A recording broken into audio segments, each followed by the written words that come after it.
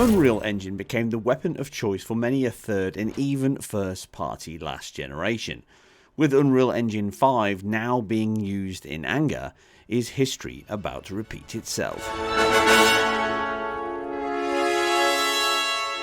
Now, game engines are much like vehicles. They're only as good as the driver, but having a great engine helps the journey. And the recent Hellblade 2 gameplay reveal this month and the Matrix Awakens tech demo has given us a taste of the future.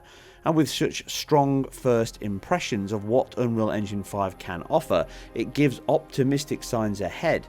Many new features offer much greater fidelity, realism and scope, but most importantly, they really increase productivity and quality, which is almost the holy trinity of game development. In fact, all kinds of development. Using the Matrix, we can break these down on what they are and how important they are in development choices and production levels. It's all supposed to be a little unreal. Nanite is the big ticket item. Well, mostly. Exclusive to Unreal Engine 5 and something that greatly benefits the player and even more so the developers by drastically reducing the asset creation and importing pipeline. What is this then? Well, it's a virtualized geometry process that enables gargantuan polycount objects to not only be imported directly into the engine from the modeling software, but rendered in real time as you play. This enables micro and macro detail to coexist within this game world and allow fast building and iteration of cities or vast open areas, in conjunction with the Houdini support and seeded rule-based procedural placement, by using all your high density assets, creating a huge cityscape that can be zoomed out instantly from the player's head to miles above, showing almost no signs of an issue that has plagued games since before 3D, asset swaps or LOD. But how does it work and why is it better, you ask? Well, games, modern vertex map 3D ones anyway, have always suffered from some core problems. Your 3D characters, your buildings, your cars are all constructed of polygons or triangles, effectively a 3D approximation of the intended geometry.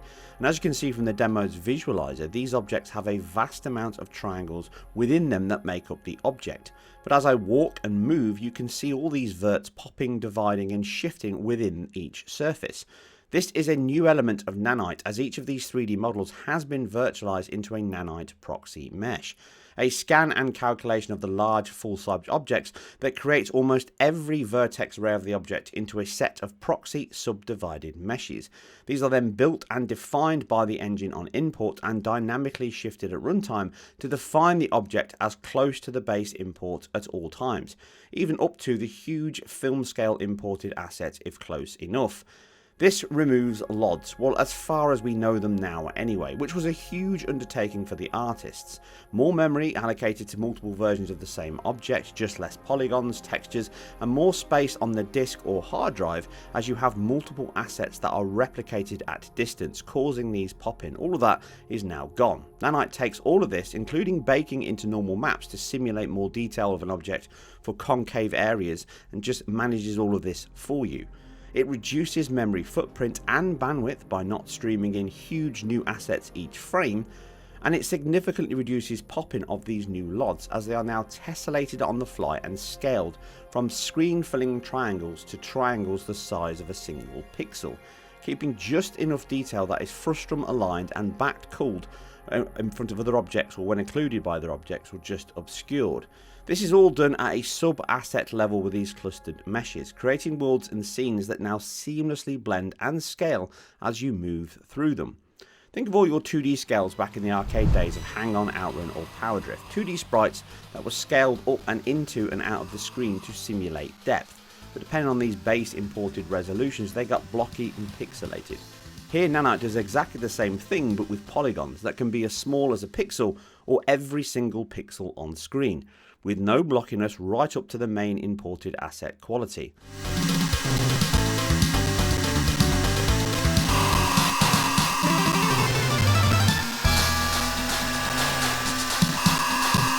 It has limits, obviously. Only rigid or static models can be used, as seen in the visualizer here, with NPCs being blacked out and constructed of normal skeletal meshes. This includes deformation on cars, but they are cleverly swapped out very close to that collision detection with an old deformable mesh, and this is then used from here on in.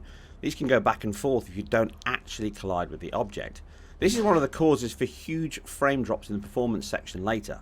But again, it shows that most of the world can be built from this, with some workarounds to trick you that there's more here than meets the eye. A huge byproduct of this are shadow maps that are now also virtualized, along with textures, which is basically a byproduct of the whole process for these rigid body assets.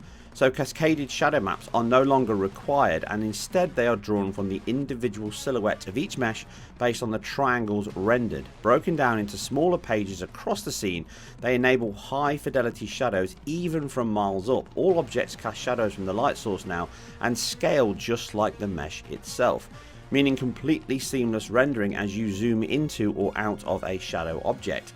And as they stay on screen as long as the object is, even if only a few pixels in size, it will have a shadow. These are also aided by SDFs, or signed distant fields of objects within the ray tracing path, and are a requirement for the software Lumen solution.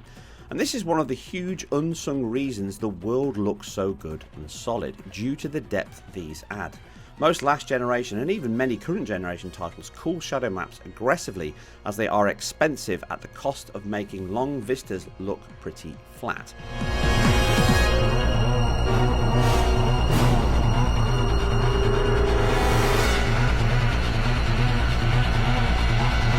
The next big boost to the engine is Lumen, which is Unreal Engine 5's lighting and reflection system, which started life as a software-only solution. As I discussed last year, which could have been a target improvement, it now is, as it also leverages a ray tracing hardware found within these new consoles and PC, meaning light is no longer baked. You can light a scene and move the light in real time and see the direct change, including the indirect bouncing of that light, including surface propagation, i.e. the bouncing of the impacted surface colour onto another surface following the light ray's trajectory. This not only creates far more realistic and dynamic looking scenes, but it also enables it to happen in real time, meaning huge development time and cost saving, and improving artist iteration time, as they can spend far more time refining scenes and improving them rather than viewing that and calculating it at a later time. Meaning all that baking of light maps, trying, changing and rebaking again, is completely removed from the pipeline. In addition, it creates far more realistic scenes that can include dynamic time of day without the need to bake sets into an image-based lighting probe system, or IBL, and then blend between these with sampled pre-baked textures or lookup probes to specular and or diffuse material composites. The solution, like everything though, still currently has some minor issues. Due to the global and scene-based SDFs, light bleed can still happen on some objects, and due to the temporarily accumulated light bounce buffer, this shift here can have a small delay as rays are traced across the Lumen object view and then enhanced by a screen trace path to improve quality, causing almost like the lights turning on surfaces as it goes into the depth of the scene. It also means reflections now come as part of the package, meaning high specular surfaces reflect the world around, including the dynamic characters included in the bounding volume hierarchy. These can also be distorted by the mesh surface and are still backed up by screen space passes to improve the quality, but again show draw out signs as per screen space reflections at certain fallback points.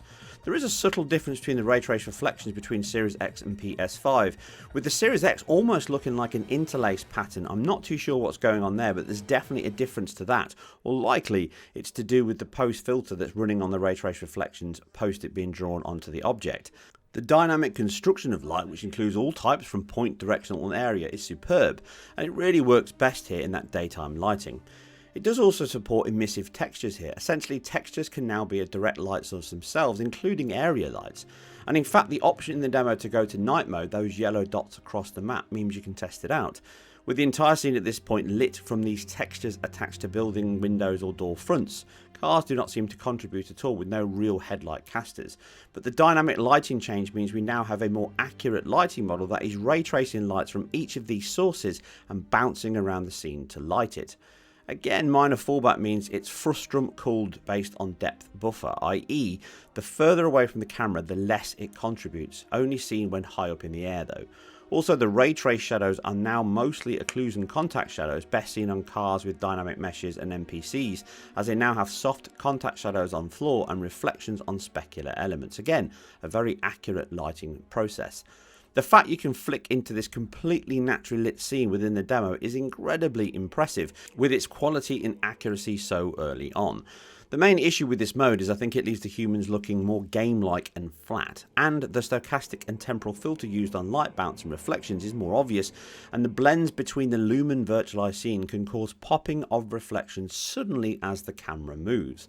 But the fact this is all lit much more naturally within the scene from the Windows illumination is really a game changer, with only the enhanced Metro Exodus I covered earlier this year supporting such a lighting method, which also supported ray traced GI. And that includes ray traced shadows, as is also present here in Unreal Engine 5.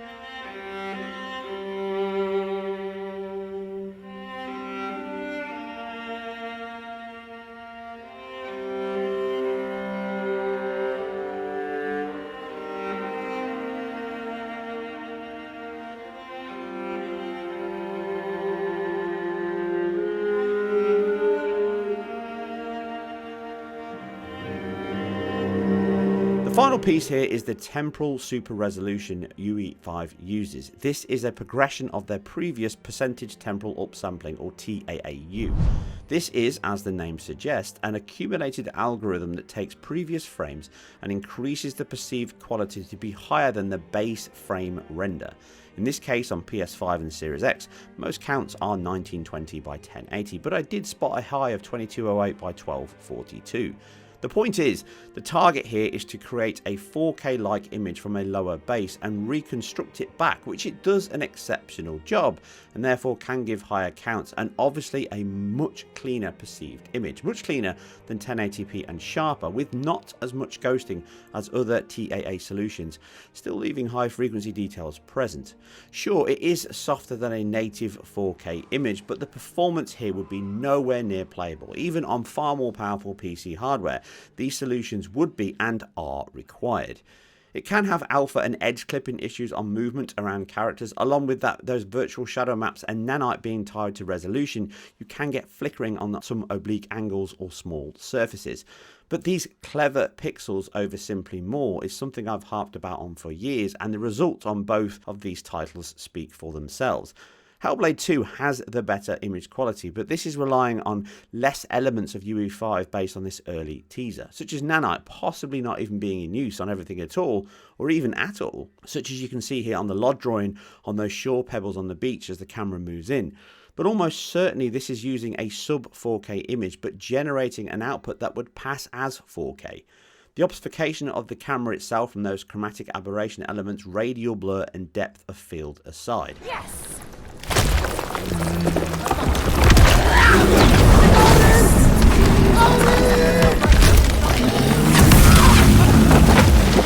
There are other main items to discuss today, but Unreal Engine 5 does enhance or bring new functions to the party alongside this.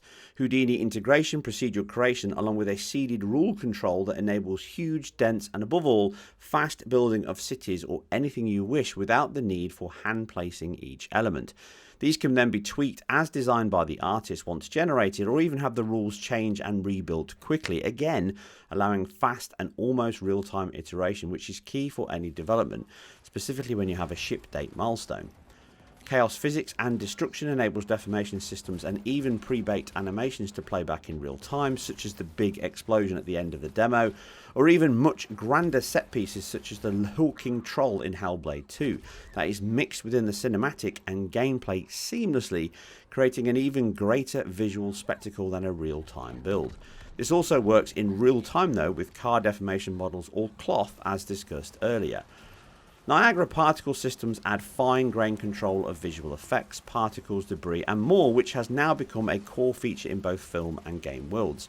The ability to spawn these within the GPU and drive them dynamically as the car chase sequence shows really enhances the film-like look both in this Matrix demo and the Hellblade 2 teaser demonstration.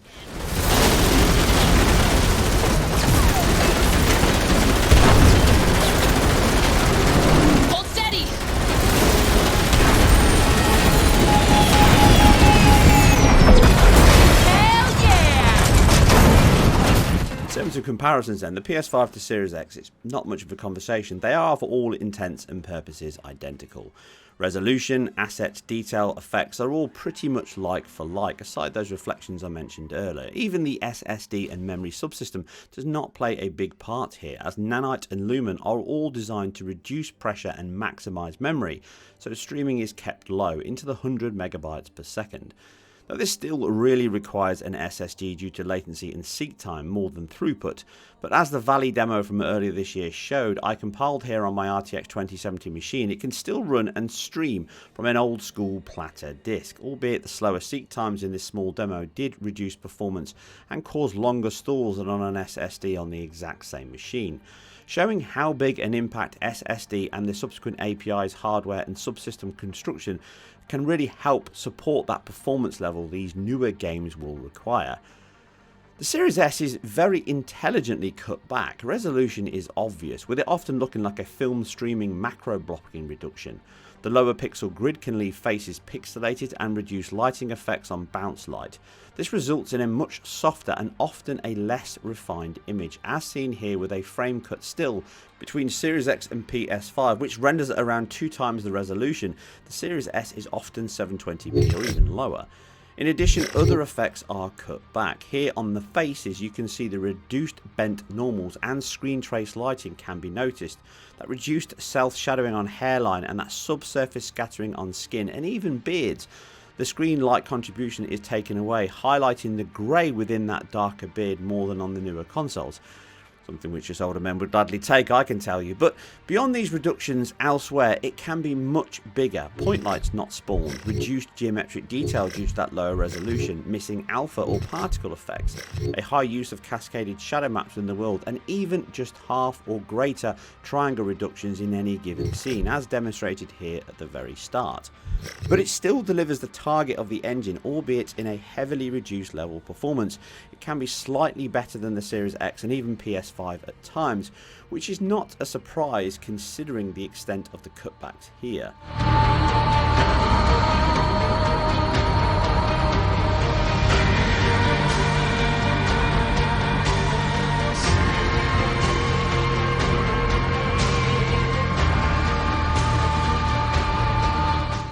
Now, talking of performance, Series X and PS5 are close. In real-time cinematics, they're both 24 FPS, which looks worse on the graph, but it is an intention of the design and likely pipeline of the team, as they are movie-focused, and that means 24 frames per second. In action though, it targets 30 FPS, and all of these run with an adaptive VSync, causing mild tears at the top third or so. In addition, they also flip early, which happens far more on the PS5, but leaves you with an inconsistent frame pacing performance often in action on both. Flying through the world at pace with the free cam can see both stutter and drop, but the PS5 is slightly better here in the Series X, with the same street and bridge seeing a 25 versus 21 FPS low, approximately 19% worse. I do stress here though, do not take anything much from these though, as the performance as a whole is a tech demo and as such would not have been heavily optimized as per a shippable game. The driving sections seem much the same, with fast clean sections being slightly faster on the PS5 but not to any meaningful degree, and on collision they both tank down to sub 20 FPS. As mentioned, this is largely related to the expensive memory allocation and free process, as asset swaps are done on the fly, meaning data is not present in time and causes 30 milliseconds or more stalls, meaning hangs. Now, even though it's obvious these are early days, and though I'm sure a big project for the past 12 months for all involved, it is more a proof of concept than a true hardware test, although it does give us an idea of what to expect during this generation and the year ahead.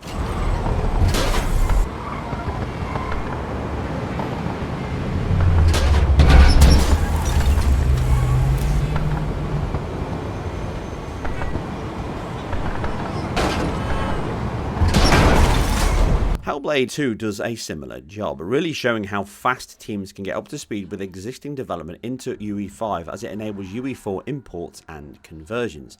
They are certainly more focused on the cinematic side here, and the overall IQ and less reliance on dithered shading and temporal filter passes does produce a more stable image. Somewhat reduced by the aggressive chromatic aberration here, I must say. But the lighting, material light reaction quality and density of this coastal battle shows that scale and detail are all possible within this engine. The mixing of pre-built and animated rigs into the scene remind me of Houdini sections we saw in Uncharted 3 or Rise of the Tomb Raider, but ramped up here to incorporate a large film quality enemy that belies the real-time nature of the game. Sure, the teaser is little more than a cutscene, but compared to the open-ended nature of The Matrix, it shows that the technology here can be used to maximise an open-world game, or focus on a more finite, linear, story-driven one. The high-quality lumen dynamic lighting, excellently composited physically based materials, TSR rendering solution and high polycount models can all be used to deliver close to film-like quality in real time on our new consoles or higher-end PC rigs. And as impressive and as dark as some of these sections look here, the future has never been brighter. It's me it wants to kill. And that's it for another deep dive into game technology, engine technology, and just what this generation holds in front of us. But if you do like these kind of content, then please hit the subscribe button down below, keep it IGN, and we'll catch you on the next one. Attack! Attack now!